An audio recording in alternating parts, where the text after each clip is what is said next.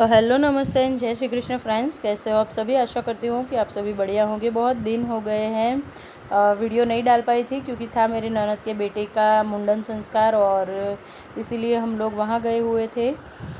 और अब ना इस चैनल पे काम करने का मन भी नहीं रहा है। सोच रही हूँ कि अब दूसरी ही चैनल बना लेती हूँ। इस पे लगता है कुछ होने वाला नहीं। मैंने 700 से 750 जितने वीडियोस डाल दिए लेकिन अभी तक कुछ होने का नाम नहीं ले रहा है। तो मेरा भी ना बिल्कुल भी मन नहीं रहा है इस चैनल पे काम करने का। या तो फिर सोच रही हूँ अब यूट्यूब को ही क्विट कर देती हूँ। नहीं काम करना है यार, क्या इतनी मेहनत करो और कहीं से भी कोई भी रिस्पॉन्स ना हो। एक तो ये यूट्यूब पे जो टेक चैनल वाले हैं ना, ये बहुत बदमाश है यार। इन लोगों ने सारा कुछ बर्बाद करके रखा हुआ है हम जैसे नए चैनल वालों का। तो थोड़ा सा होता है यार, मन में दर्द होता है यार। मैं पिछले 1.5 साल से काम कर रही हूँ, कुछ भी होने का नाम नहीं ले रहा है। तो सच में सोच रही हूँ कि मैं अब छोड़ दूँगी, इस चैनल पे तो काम नहीं करूँगी। फिर देखते हैं आगे, भगवान की जो मर्ज़ी होगी वही होगा। ना मेरा तो कुछ होने वाला है, ना मेरे कहने से कुछ होने वाला है। बस बहुत हो गया स्ट्रगल यार। अब थोड़ा मतलब कि वो भी चाहिए यार। इतनी मेहनत करते हो तो सफलता तो थोड़ी बहुत चाहिए होती है। मुझे तो थोड़ी बहुत भी मिलने का काम नहीं, नाम नहीं ले रही। खैर चलिए, यहाँ पे ऊपर मंदिर की सफाई कर दी थी, नहा धो के ऊपर चली गई थी और उसके बाद दिया बाती जो भी पूजा वूजा करना था वो सब कुछ कर लिया था।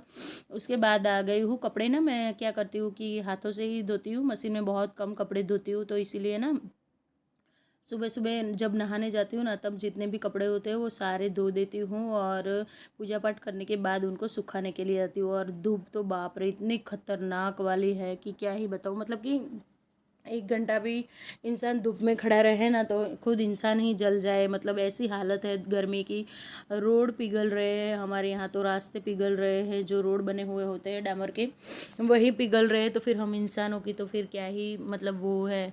तो ऐसी चिलचिलाती धूप में कपड़े तो 2 से 3 घंटे में आराम से एकदम सूख के बिल्कुल फोल्ड करके आप रख सको ऐसे हो जाते हैं। तो 11 बजे का टाइम होगा लगभग। इतनी धूप तो सहन होती है फिर भी, लेकिन जो 1 बजे से 5 बजे वाली धूप है ना, वो तो बिल्कुल ना के बराबर होती है। सहन करने की कोई बात ही नहीं आती है यहाँ पे। उसके बाद आ गई थी मैं बेडरूम में। तो बेडरूम से स्टार्ट किया है आज मैंने घर का काम, जो साफ़ सफाई होती है वही। सो होता ही क्या है, हम लोगों का रोज़ एक ही काम होता है। बस उन कामों को थोड़ा सा स्पेशल बनाती हूँ, या तो फिर सॉन्ग लगा देती हूँ, या तो फिर मैं अब किसी का फ़ोन आ जाता है फ्रेंड वैंड का, तो वो उससे बातें करते करते, तो सच बताओ ना तो मेरे हाथ इतने ज़्यादा चलते हैं ना फ्रेंड से बात करते हुए कि कब मेरा काम फिनिश हो जाता है ना, मुझे खुद ही पता नहीं होता है। तो कुछ ऐसे ही हाल है। बहुत सारे काम हो चुके हैं और सब लोग आराम से ही उठते हैं ना। उठने में मतलब कि कोई वो नहीं होता है कि हाँ जल्दी जल्दी उठ जाओ और जल्दी जल्दी काम कर लो। बच्चे के वैकेशन है तो कोई टेंशन नहीं है ख़ास। और बस हो चुका है मेरा बेडरूम का जो बेड ठीक करना होता है। वो बेड एक बार ठीक हो जाता है ना तो मतलब ऐसा लगता है कि हाँ बेडरूम में आने का मन करता है। अदरवाइज़ होता ही ये है ना कि मतलब एकदम बिखरा बिखरा सा लगता है रूम, बिल्कुल अच्छा नहीं लगता। भले ही झाड़ू पोछा हो गया हो, लेकिन बेड अगर ठीक नहीं होगा तो बिल्कुल अच्छा नहीं होगा। कुछ आदतें होती है यार हमारी लाइफ में ना। देखिए रोज़ के एक ही कामों को ना करते करते हम लोग बोर हो जाते हैं। और हम हाउसवाइफ्स को रहना घर में ही होता है, दिन भर 4 दीवारों में रहना होता है। तो इसीलिए ना खुद को थोड़ा सा मोटिवेट करना भी बहुत ज़्यादा ज़रूरी होता है, खुद को खुश रखना भी बहुत ज़्यादा ज़रूरी होता है। और ख़ुद को खुश करने के लिए फ्रेंड्स से बातों करने से आगे और मैं कुछ भी नहीं मानती हूँ। तो ऐसे ही बस छोटी छोटी चीज़ों से खुश रहती हूँ और छोटी छोटी ना कुछ टिप्स एंड ट्रिक्स अपनाती हूँ, जिससे हमेशा मैं हैप्पीली अपने घर के काम कर सकती हूँ और घर को भी हैप्पी रख सकती हूँ। तो बहुत टाइम से ना मेरे डाइनिंग टेबल पे ये कपड़ा नहीं बिछाया था मैंने। तो आज सोच रही थी कि पहले अच्छे से बढ़िया वाली सफाई कर लूँ, चीज़ों को इधर से हटा लूँ सभी को, और उसके बाद ना अच्छे से इसका जो डाइनिंग टेबल का कवर है उसे अच्छे से मैं लगा दूँ, ताकि ये जो है ना कांच का डाइनिंग टेबल है। अब बच्चे करते क्या है ना, कोई भी चीज़ खाने बैठते हैं ना तो घिस के लेते हैं। अगर घिस के लेते हैं तो आप लोग समझ सकते हो कि कांच के ऊपर स्क्रैचेस आना बहुत नॉर्मल बात है। और एक बार इतने क्रैचेस आ गए फिर मतलब कि आप समझ सकते हो कि ना गंदी हो जाती है चीज़ें। हम इतनी मेहनत करके इतने पैसे से लाते हैं और ये कोई ऐसी चीज़ है नहीं कि 2-3 दिन में आप चेंज कर सको। तो उससे तो अच्छा यही है कि बच्चे जितने टाइम घर में रहेंगे उतना टाइम इसको बिछा के ही रखूँ और बढ़िया तरीके से इसकी भी लाइफ बढ़ जाएगी और मुझे भी थोड़ा टेंशन कम हो जाएगा।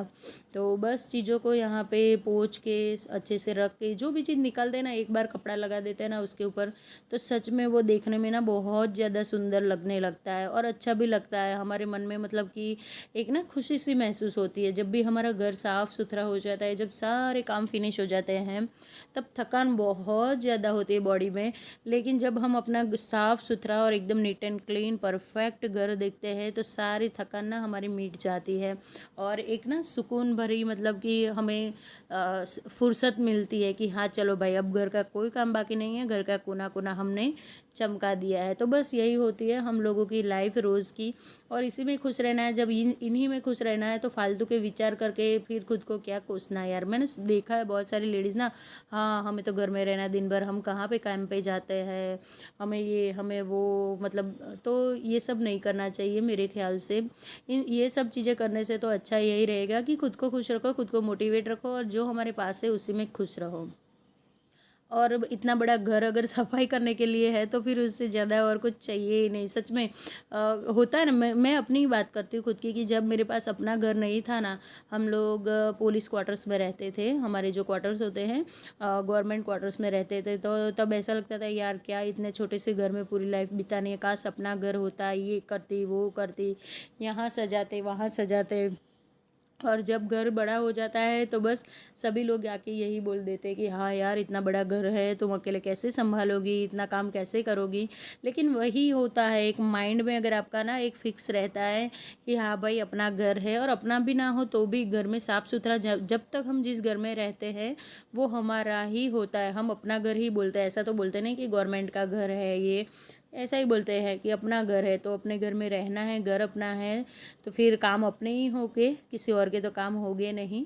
तो बस ऐसे ही खुश रहती हूँ, खुद को मोटिवेट रखती हूँ, खुद को खुश रखती हूँ और लग जाती हूँ सुबह सुबह अपने कामों में। यहाँ पे ना ये जो एक कांच का सेल्फ बना हुआ है यहाँ पे, जो चीज़ें होती है क्लीनिंग के अकॉर्डिंग वो रखने के लिए हार्पिक हो गया, और जो मशीन का लिक्विड हो गया, इस तरह से पोछा लगाने वाला ये लाइजोल हो गया, हैंड वॉश हो गया, हस्बैंड के और बच्चों के शू की पॉलिश हो गई, कुछ ऑयल हो गया एक्स्ट्रा, ये सारी चीज़ें मेरी यहीं पे रहती है।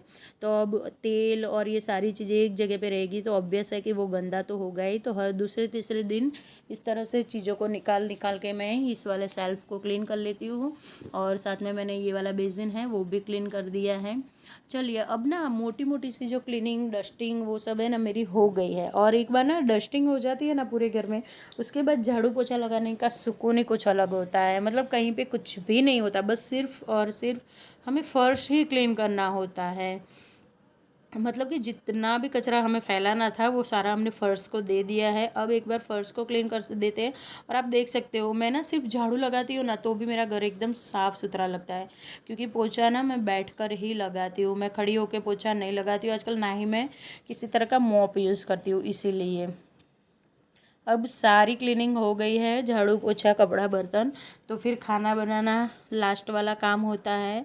और आज काफ़ी देर हो गई थी, बच्चे भी भूखे हो गए थे, और नाश्ता आजकल बहुत ज़्यादा हम लोग स्किप करते हैं, कभी कभी कर लेते हैं कभी कभी नहीं करते, लेट उठते हैं तो कुछ खाने का मन भी नहीं होता है। इसीलिए तो यहाँ पे ना अब बना रही हूँ मैं बढ़िया सा लंच, और गवारफली की सब्ज़ी और आलू, और ये हमारे घर में सबकी फेवरेट डिश है। साथ में मैंने आमरस भी निकाल दिया है, तो सब लोग वो भी साथ में ले लेंगे। और जब जल्दी होती है ना तो सब्ज़ी कुकर में बनानी चाहिए, जितनी जल्दी कुकर में बनती है ना उतनी जल्दी खुले बर्तन में नहीं बनती है, और टेस्ट में कोई ज़्यादा फ़र्क नहीं होता, थोड़ा सा ही होता है। तो इसलिए 2 सीटी में ना ये सब्ज़ी 2 से 3 सीटी में अच्छे से पक जाएगी। अब मैं जब तक ये सब्ज़ी पकेगी तब तक बाजू में ये जो आमरस है इसकी तैयारी करूँगी। मैंगो को लाकर ना सीधा ही मैं भिगो के रख देती हूँ, ताकि उसकी जो भी गर्मी निकलनी हो वो सारी निकल जाए, और उसके बाद फ्रिज में रख देती हूँ। और फिर तो ठंडा ठंडा आमरस खाने का मज़ा ही कुछ और है गर्मियों में। मतलब गर्मियाँ मुझे ना एक ही चीज़ के लिए पसंद है, और वो है ठंडा ठंडा आमरस, क्योंकि मैंगो लवर हूँ मैं और मेरे दोनों बच्चे। हस्बैंड को इतना ज़्यादा मैं आम पसंद नहीं है, वो बहुत कम पसंद करते हैं, लेकिन हम तीनों माँ बेटे इतने चटोरे हैं ना मैंगो के कि क्या ही बताओ। रात को 12 बजे भी हम लोग ना उठ के मैंगो शेक पीते हैं। चलिए आमरस रेडी हो गया है। अब नंबर आता है आटा गूँथने का। सब्ज़ी भी बन चुकी है। मतलब स्टेप बाय स्टेप न जाने कब कितना काम हो जाता है ना पता भी नहीं चलता है। और जब तक देखते रहते हैं, सोचते रहते हैं, मोबाइल लेकर बैठे रहते हैं, तब तक ना काम होने का नाम नहीं लेता है, काम फिनिश होने का नाम नहीं लेता है। लेकिन जैसे ही एक बार कामों पे लग गए, एक के बाद एक, हाँ भले ही 2-3 घंटे हमें मतलब पैरों की हालत ख़राब हो जाती है, लेकिन काम हो जाता है, घर साफ़ सुथरा हो जाता है, सब खा पी लेते हैं तो बहुत खुशी मिलती है। और यही होता है हमारा जीवन की अपनों को खुश रखना बस, और ख़ुद खुश रहना। तो फ्रेंड्स ये था मेरा आज का छोटू सा वीडियो। खाना यहाँ पे रेडी है। सबसे पहले मैं लड्डू गोपाल के लिए भोग निकाल दिया था, वो युग लेके गया है लड्डू गोपाल को खिलाने के लिए। और अब मैं सबको खाना दे दूँगी। सब्ज़ी, रोटी, आमरस, दही का रायता भी है और छाछ भी है, जिसको जो पसंद होगा वो खाएगा। और उसके बाद सब रेस्ट करेंगे। तो मिलती हूँ आप लोगों से एक ऐसे ही इंटरेस्टिंग वीडियो के साथ। तब तक के लिए आशा करती हूँ कि आप लोग एकदम बढ़िया रहेंगे, खुश रहेंगे और वीडियो को एंजॉय करेंगे। अच्छा लगे तो प्लीज़ चैनल को सब्सक्राइब करके जाए। Thank you so much for watching. Radhe Radhe.